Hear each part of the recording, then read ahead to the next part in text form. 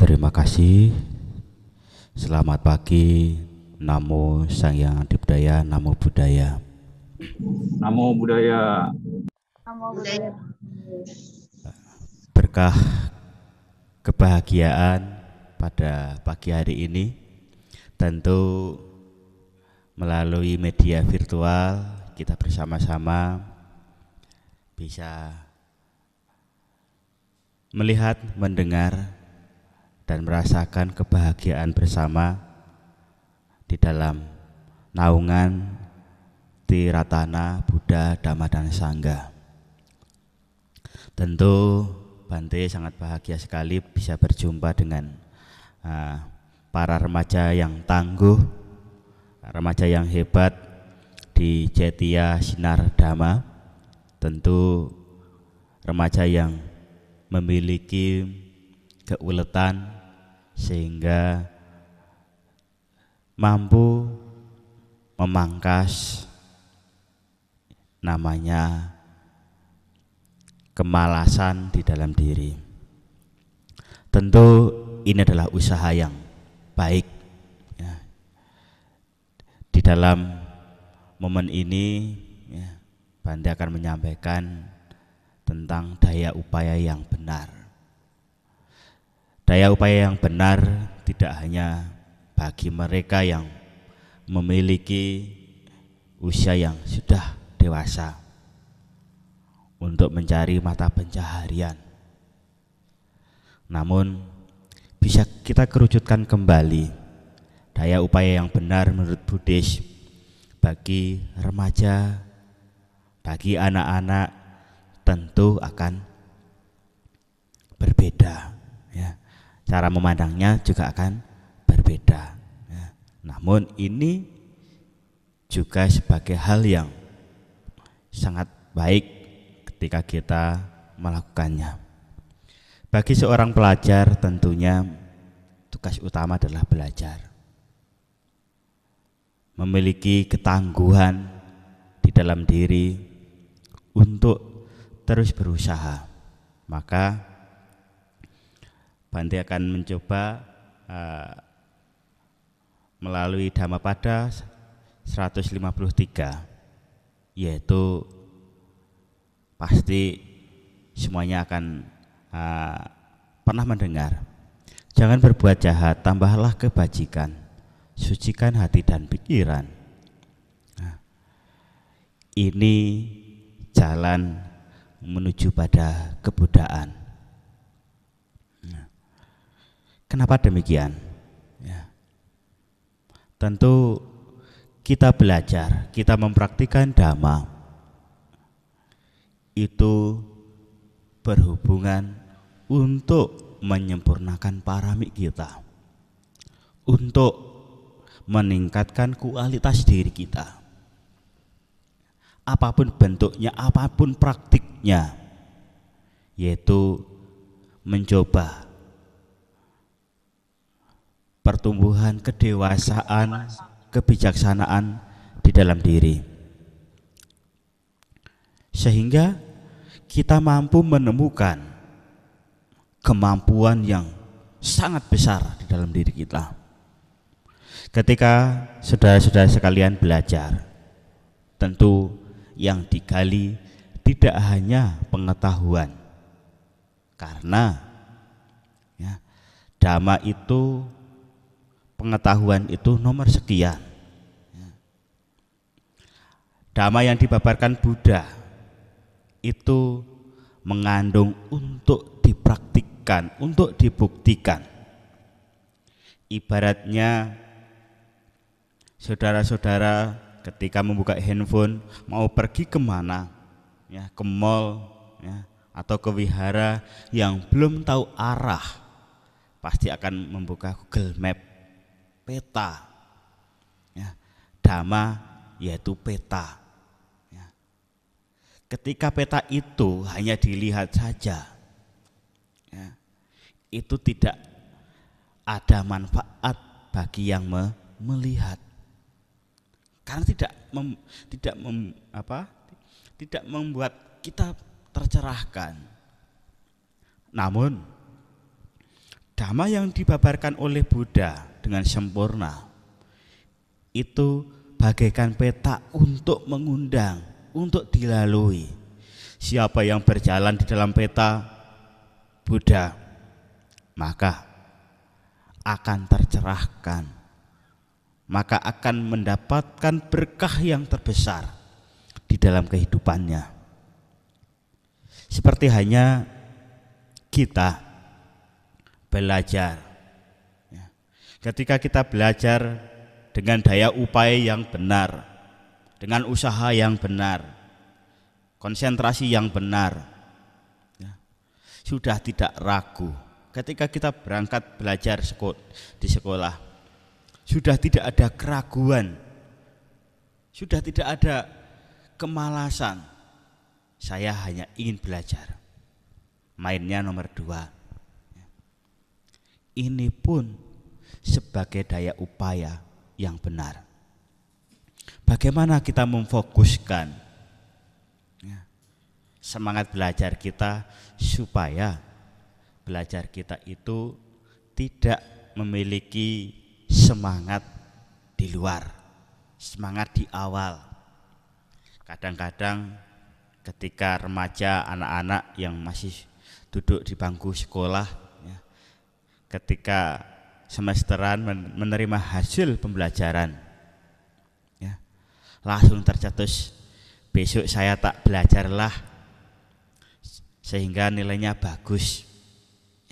Ketika menerima hasil yang kurang memuaskan. Namun ini butuh komitmen, butuh adipana yang kuat, karena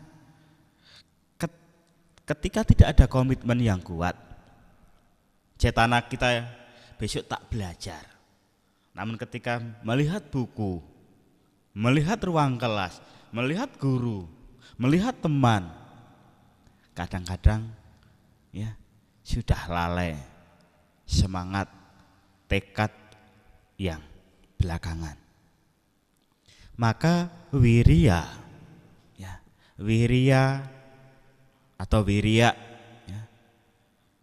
semangat di dalam Buddhis itu yang dikumandangkan Buddha itu tidak hanya semangat di awal seperti orang bakar sampah, orang bakar kertas hanya awal, kalau Jawa mengatakan anget-anget atau lencung gitu.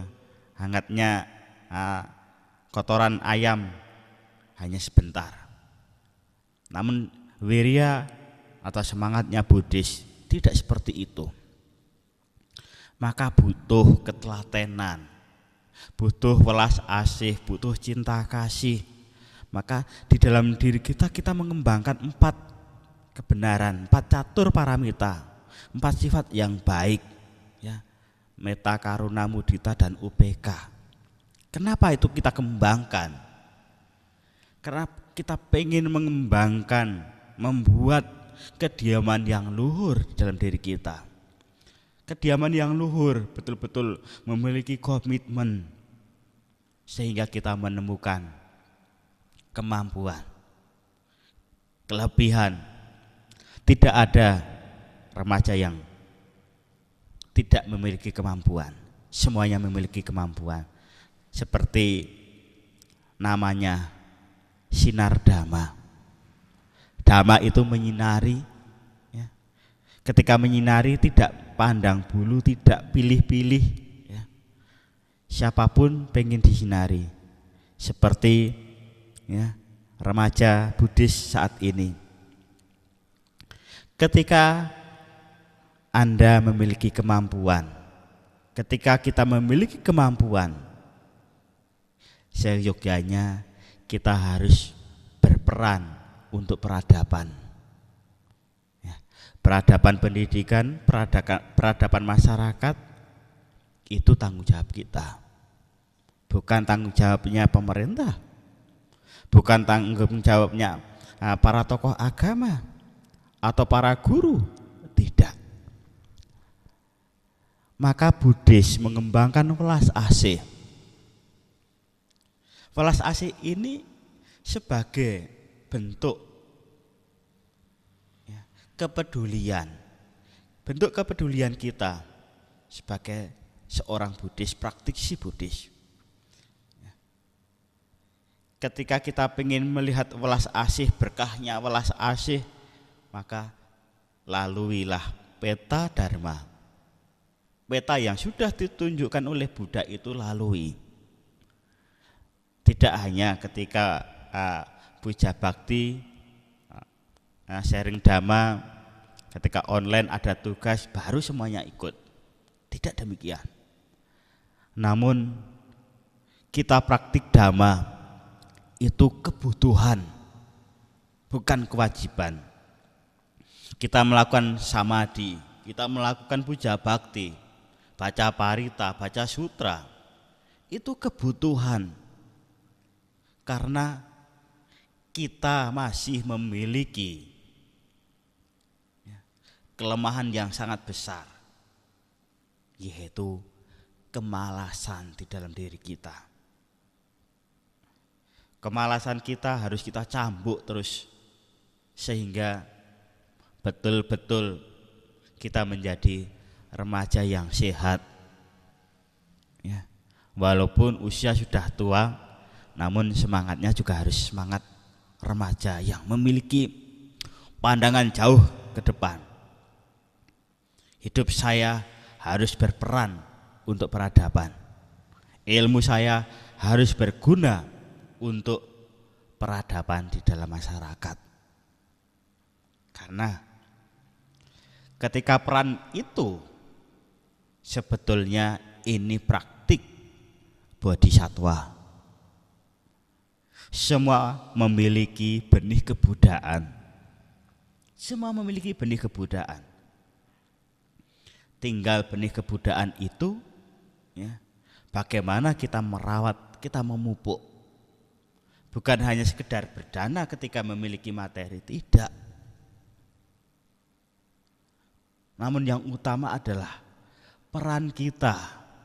Bagaimana kita bisa melihat kondisi apa yang kita butuhkan ya, sebagai manusia, apalagi di tengah-tengah kemajemukan. Ya. Buddha Dhamma berkembang karena kemajemukan. Buddha Dhamma tentu melihat itu sebagai kekayaan. Karena kemajemukan ini bisa memberikan pembelajaran yang sangat besar bagi kita. Ketika Anda di dalam kelas melihat kemajemukan sekumpulan anak-anak, teman, ya, berbagai macam karakter. Namun kembali ke awal, saya berangkat untuk belajar. Dengan kemajemukan kelas akan memberikan kekayaan bagi kita untuk berperan di dalam peradaban kelas. Sehingga ini akan mencetuskan kepedulian kita terhadap sesama, terhadap teman-teman kita. Karena di kemajuan teknologi IT kadang-kadang banyak anak-anak itu ya, teman-teman kita yang dulu terkenal sebagai orang yang ramah, namun dengan kemajuan teknologi IT tidak menjadi ramah kembali. Karena apa yang dilihat hanya layar handphone, main game, ya. Ada orang tua lewat sudah tidak menghiraukan, ada teman lewat sudah tidak menghiraukan, hanya fokus pada mainnya, sehingga tidak mampu melihat apa yang di luar. Ini menjadi masalah kita. Karena kita belajar itu, membaca itu tidak hanya sekedar membaca buku, namun membaca situasi. Ketika sudah membaca situasi, kita mampu memutuskan mau apa, mau berbuat apa. Buddhis pun juga demikian, Dhamma pun juga demikian. Ya.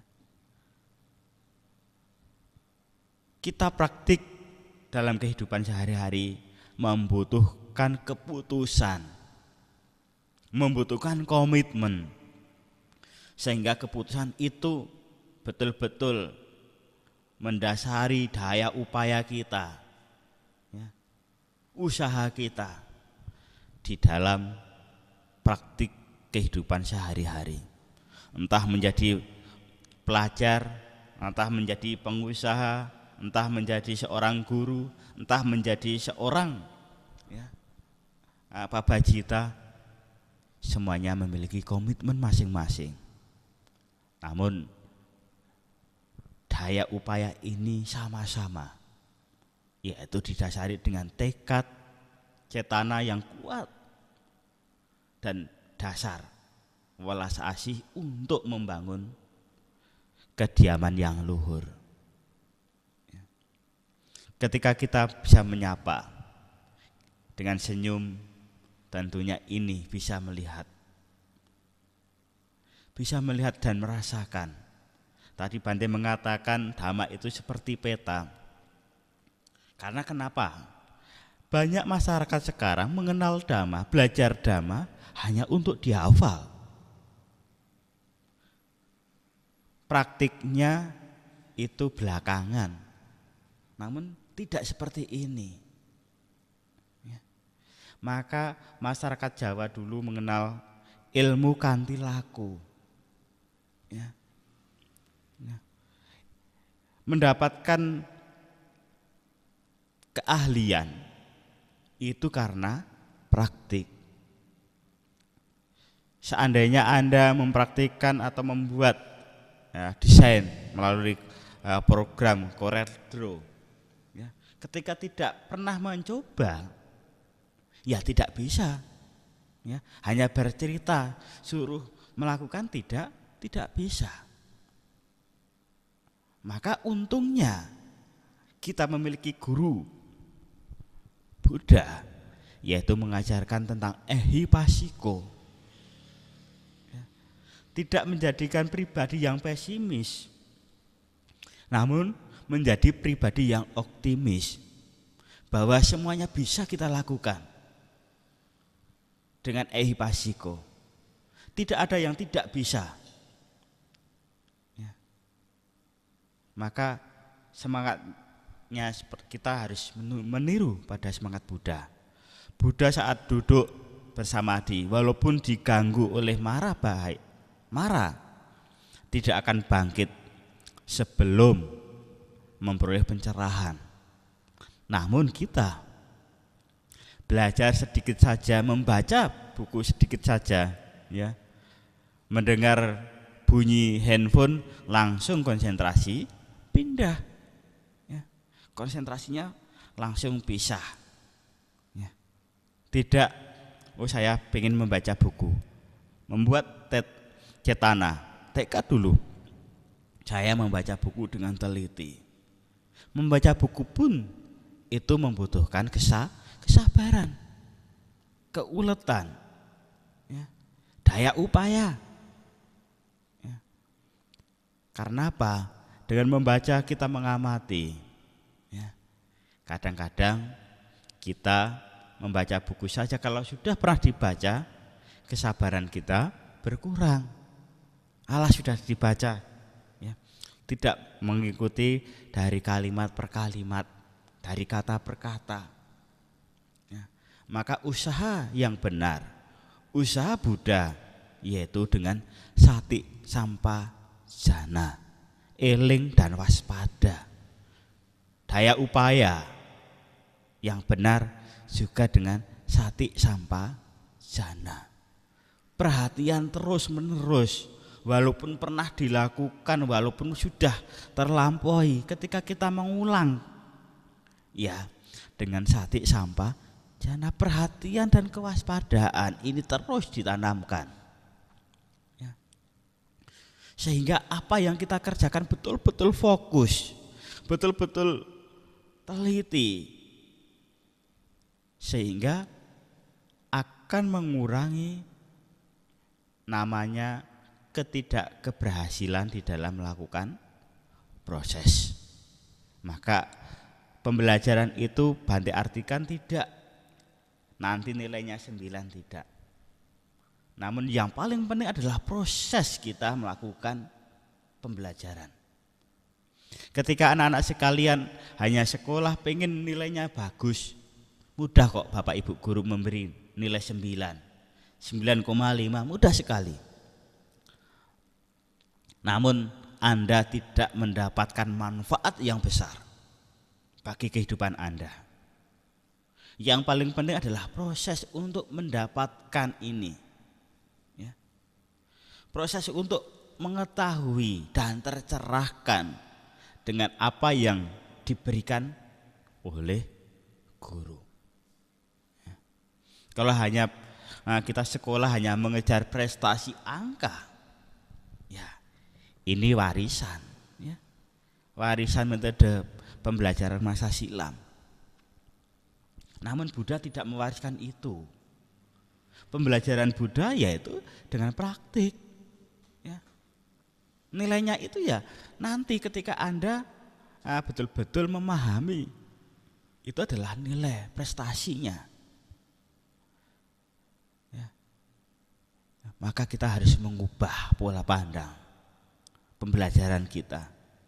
Ketika Anda melakukan bukan tuntutan, bukan kewajiban, namun ubahlah apa yang kita lakukan ini dalam pembelajaran itu adalah sebagai kebutuhan. Dasari kebutuhan itu dengan eling dan waspada, ya. Dengan sati sampajana. Apapun kegiatannya dasari itu sati sampajana, ya. Perhatian dan kewaspadaan. Dengan perhatian dan kewaspadaan ini, ya, kita sudah mengembangkan meta, karuna mudita, UPK, kita sudah mengembangkan. Nah, tanpa disuruh, batin kita sudah mengembangkan itu. Perhatian pelan-pelan, ya, sabar, ya, sadar, maka akan menyayangi proses itu. Ketika sudah menyayangi proses itu, berarti kita mengembangkan meta. Meta itu sangat halus berkembangnya. Bukan meta itu hanya kita kembangkan dengan function, tidak. Namun perhatian yang lembut dengan proses itu pun juga akan menumbuhkan meta, cinta kasih. Cinta kasih yang universal. Tidak hanya cinta kasih kita kepada makhluk hidup, namun cinta kasih kita terhadap proses, daya upaya, ya. Karena ketika kita melakukan itu tidak penuh dengan cinta kasih, pasti hasilnya juga kurang memuaskan. Maka sering ibu-ibu kita, ya, mama papa kita sering mengingatkan kepada anak-anak. Ketika anak-anak pamit mau keluar, hati-hati ya nak. Ketika mau bermain, hati-hati ya nak, dan sebagainya. Ini mengandung pengertian bahwa melakukan segala sesuatu itu dengan totalitas, dengan hati. Ketika melakukan dengan totalitas, ya hasilnya pun juga akan penuh.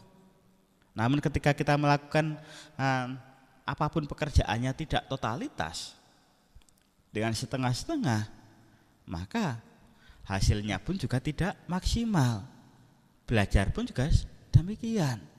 Ketika Anda belajar ya 3 tahun di sekolah, namun hanya nilai yang kita raih, yang kita kejar, maka ketika kita lulus, ya ditanya, dapat apa Anda sekolah?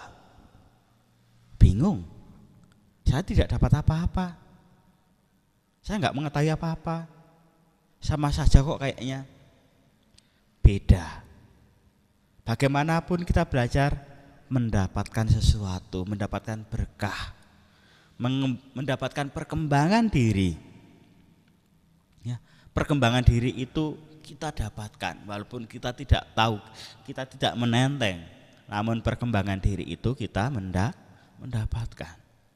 Ya. Namun itu kadang-kadang kita tidak sadar akan perkembangan diri kita. Ya.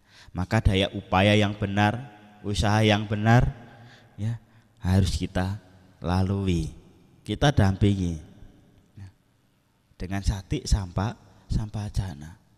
Ya. Tidak sepele kata Buddha itu. Sati sampajana itu diterapkan dalam kehidupan kita sehari-hari apapun profesinya. Ya. Entah itu guru, entah itu siswa, entah itu pengusaha, ya. Entah itu pabajita, semuanya menggunakan sati sampajana. Ya. Untuk apa? Melalui peta yang digambarkan oleh Buddha, supaya kita sampai di sana untuk melalui peta itu, ya, tidak tersesat perhatian.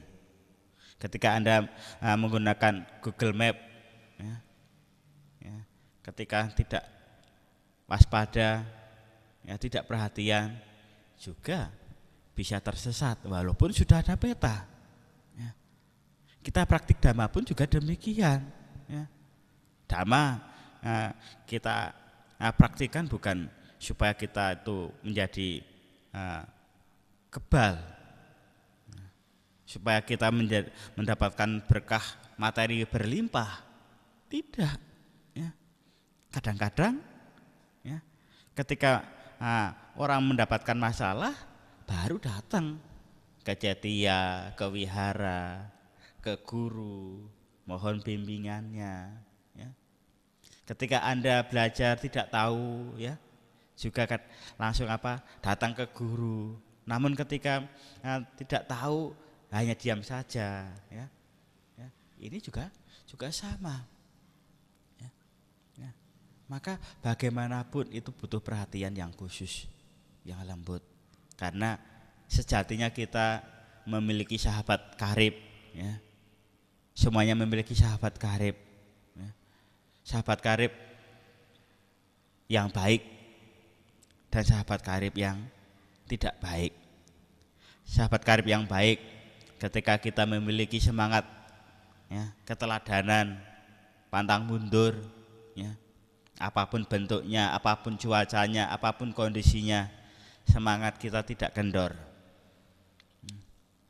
Namun sahabat karib kita pun juga ada yang tidak baik, ya. Kemana-mana pun mengikuti kita, mau ke belakang ikut, mau tidur ikut, mau sekolah ikut, mau ke baktisala ikut. Apa itu? Kemalasan. Kemalasan itu Bante artikan sebagai sahabat karib yang mengikuti kita kemanapun. Ya. Orang kaya diikuti dengan kemalasan. Ya. Pelajar diikuti kemalasan.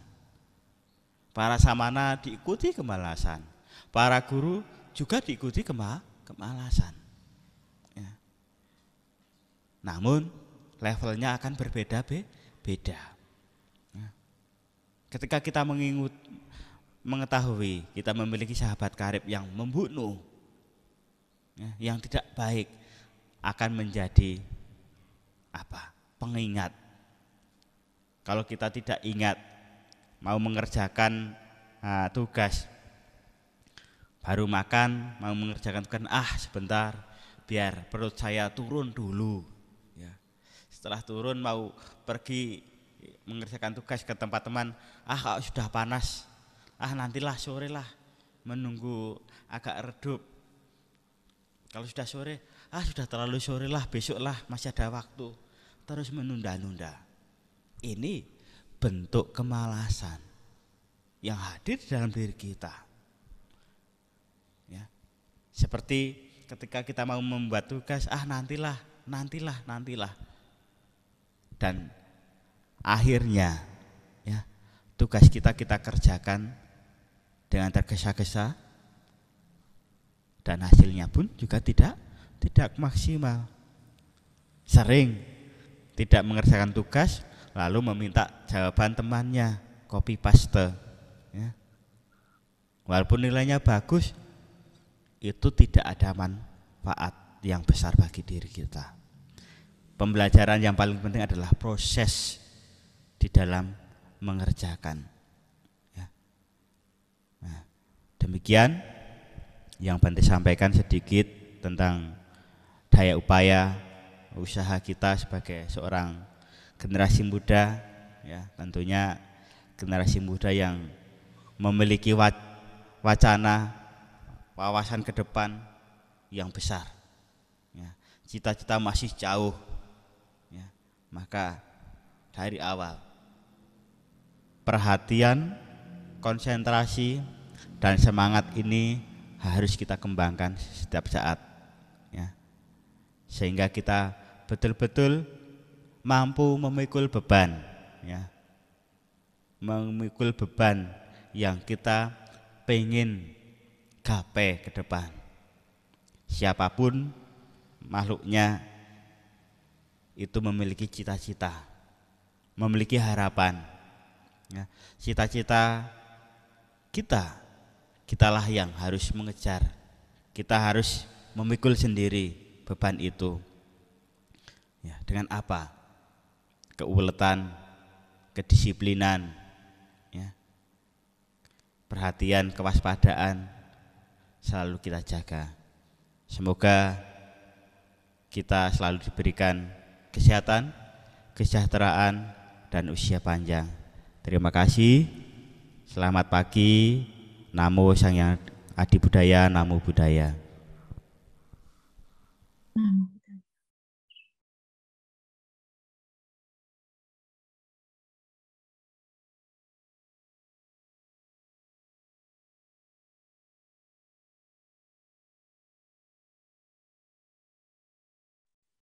Iya, selamat pagi Bante. Terima kasih Bante. Adik anak-anak, kita akan lihat ya, Bante Badrapalo ini punya kegiatan di daerah Jawa Tengah membuat pesantren. Kita lihat kegiatan Bante ya, bareng-bareng. Silahkan Natali. Mohon izin ya Bante untuk setel video.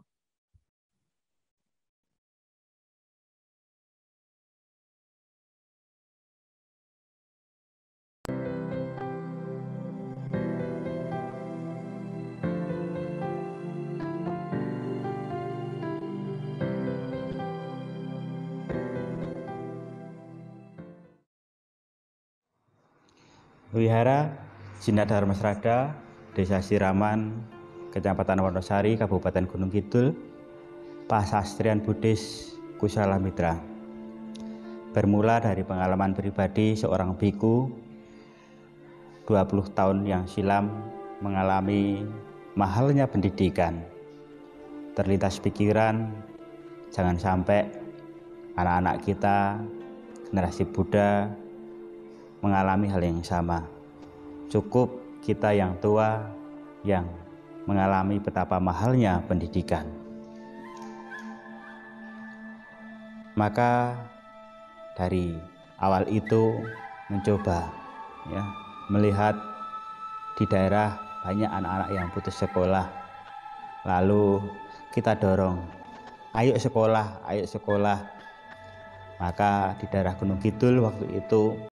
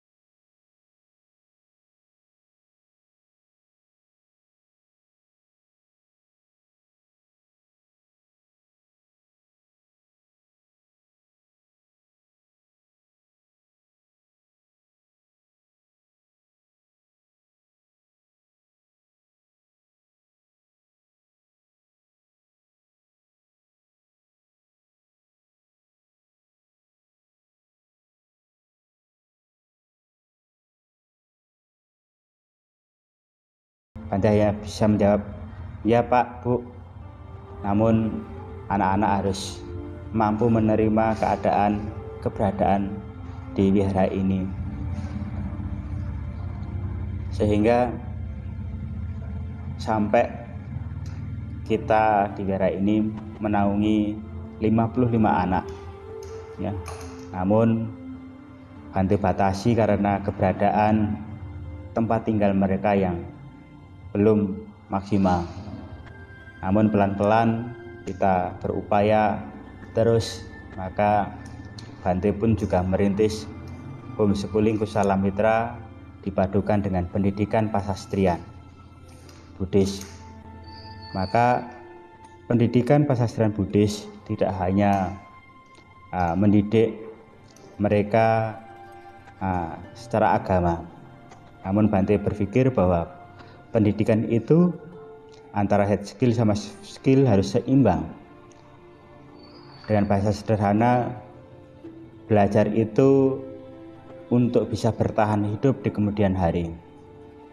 Tidak hanya belajar secara pengetahuan saja, namun skill-skill untuk bertahan hidup pun juga kita pelajari di wihara ini.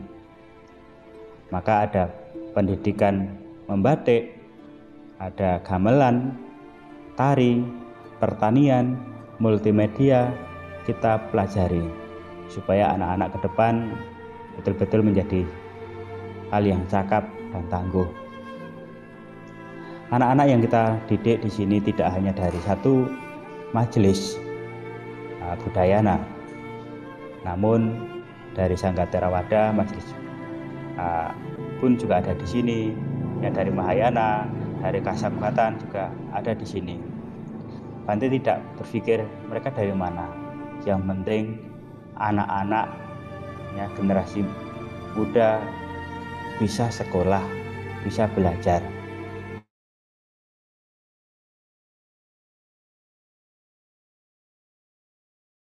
Dan ini kita juga ikut bersumbangsi terhadap bangsa ini, meningkatkan pendidikan yang dicanangkan oleh pemerintah. Suka dan duka mengasuh pendidikan pesastrian. Tentunya di awal pendidikan itu membutuhkan banyak biaya. Namun ini bukan menjadi halangan. Sampai saat itu ya, apa toh biku muda ya, punya kemampuan seperti apa, tidak bisa. Maka sejak Samanera membuat bataku sendiri ya, membuat dan terjadi kamar untuk tempat segala anak-anak pun juga pernah Bante alami ya. Sehingga terus kita berupaya ya.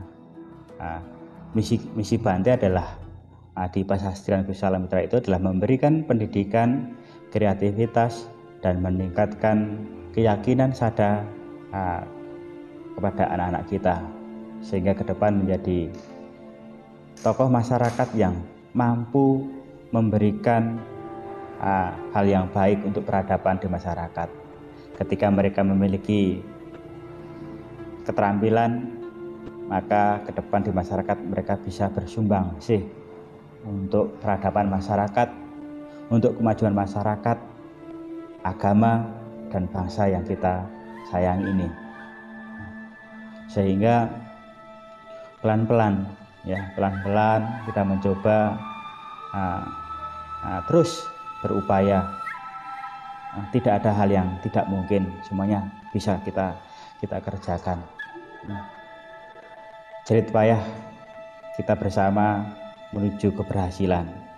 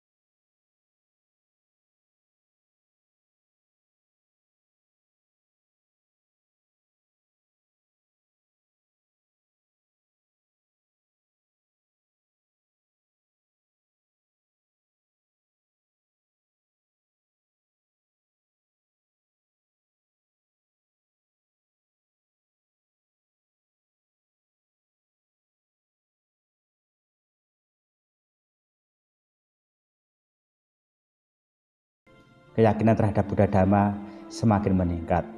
Ketika keyakinan terhadap Buddha Dhamma meningkat, maka dengan sendirinya ke depan Sangha pun sangat sejahtera. Maka hal ini pun juga harus kita kuatkan. Kita harus bersumbangsih pada negeri ini untuk bersama-sama memberikan hal yang terbaik di dalam pendidikan. Pasastrian menjadi pusat pendidikan dan pelatihan. Semoga dengan kekuatan terhadap Buddha, Dhamma, dan Sangha, semua generasi Buddha muda di berbagai lapisan masyarakat dapat mengenyam pendidikan dengan cukup. Terima kasih, selamat malam, Namo Buddhaya.